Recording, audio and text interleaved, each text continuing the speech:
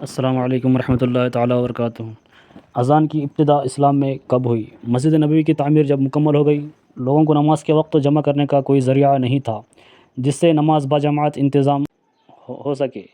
اس سلسلہ میں حضور صلی اللہ علیہ وسلم نے صحابہ کرام سے مشورہ فرمایا۔ بعض نے نمازوں کے وقت آگ جلانے کا مشورہ دیا، بعض نے ناقوس بجانے کی رائے دی، مگر حضور اقدس صلی اللہ علیہ وسلم نے غیر مسلموں کے ان طریقوں کو پسند نہیں فرمایا۔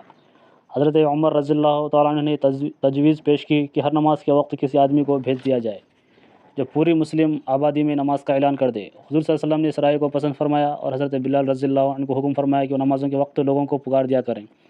چنانچہ وہ الصلاۃ جامعہ کہہ کر پانچوں نماز کے وقت اعلان کرتے تھے۔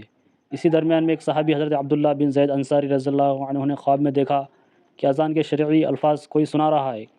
اس کے بعد حضور صلی اللہ علیہ وسلم اور حضرت عمر رضی اللہ عنہ اور دوسرے صحابہ کو بھی اس قسم کے خواب نظر آئے۔